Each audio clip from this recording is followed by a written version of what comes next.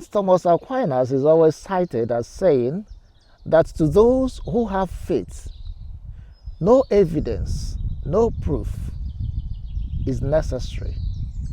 And to those who have no faith, no evidence, no proof will suffice. Today is the fourth Sunday of Easter, and the fourth Sunday of Easter has been designated as the Good Shepherd Sunday. On this day, we always read from the 10th chapter of John's Gospel, talking about Jesus, the Good Shepherd. And in our Gospel today, there is something that we need to listen to. Jesus said, "The sheep that belong to me listen to my voice. I know them and they follow me. I give them eternal life and they will never be lost." This is quite interesting. The sheep that belong to me listen to my voice. What does it mean to listen? To listen to the voice of the Good Shepherd, the one that is intentional in leading the flock to greener pasture, the one that lays his life for the sheep, the one that goes ahead of the sheep, guiding them, preventing them from danger, the one that protects the sheep, is ready to exchange his life for the sheep. To listen is not a passive activity, a passive reality. It is actually active. Active in the sense that it is intentional. We pay attention to what the one who speaks, and in this regard, the Good Shepherd, what he says. We pay attention to hear, intending to imbibe by his instruction, to allow him to guide us, to lead us to greener pastures. Because in his words is life. It is something that we consciously do, something we desire. In the course of his preaching, his public ministry, Luke in chapter 15 of his gospel would tell us that tax collectors, sinners, came to Jesus to listen to him. They listen because his life consoles, his words suits them, his words motivates them. His words give them the joy of being with the Messiah. They listen because they intend to follow.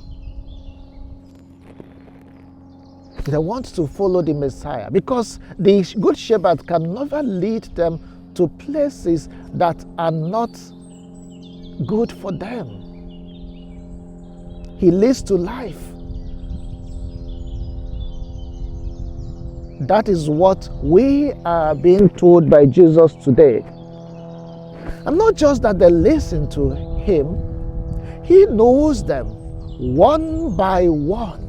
He calls them by name. He's interested in what happens to them. No matter how plenty they are, no matter how many there are, he knows each one, and he associates and relates with each one personally. That is the manner of the shepherd that we have. He's interested in each one. And he goes on to tell us, they follow him, and he gives us eternal life. That is the fruits of following him, of listening to him. Because the instructions he gave are preparatory ground for this eternal life. You listen to the instructions, imbibe them, express them in their life, live it out. And then, it doesn't end here. It leads to eternal life. But the question is, who do we listen to? Which voice or whose voice do we heed? In our society today, in the world today, there are many voices demanding our attention. Some of them are even louder than the voice of the Good Shepherd, the voice of God, the voice of Christ. Those voices come with fanfare. But the voice of the Good Shepherd is always silent. It is listened to in silence. It is persistent. To hear it, we have to pay attention. We have to attune our ears to the voice of the Good Shepherd. John of the Cross tells us that God speaks in eternal silence.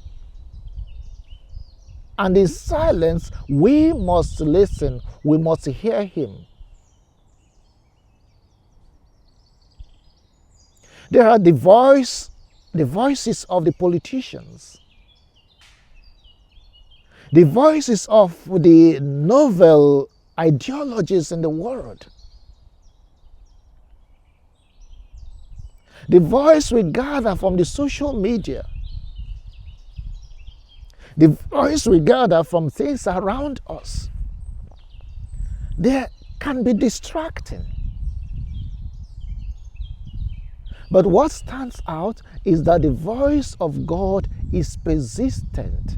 The voice of Jesus Christ, the Good Shepherd, remains. It penetrates. It pierces. It doesn't come with fanfare, but it's always there. And that voice we can only hear when we are intentional, when we desire it, when we listen to him.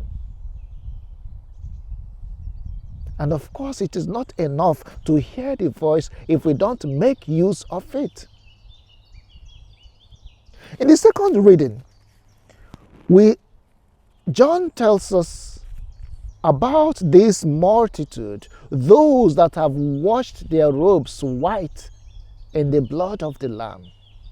These are those who followed the shepherd to the extent of paying the ultimate price. It is paradoxical to wash one's robes in the blood of the Lamb,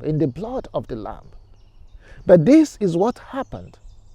In following the Good Shepherd, there may be some times that we encounter difficulties, challenges, sufferings. But what is interesting is that the Good Shepherd is always there.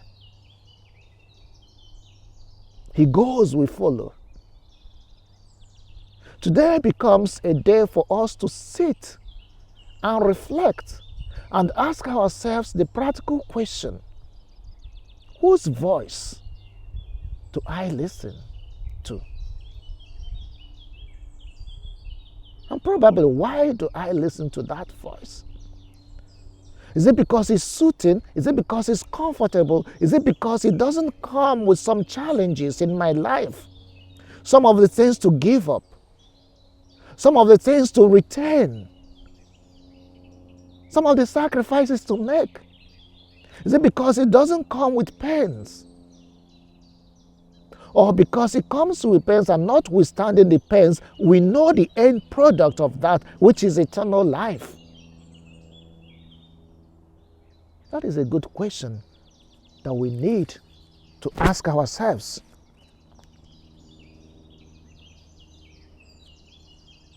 So each one must answer that question. Whose voice do I listen to? And remember the words of St. Thomas Aquinas that we started with.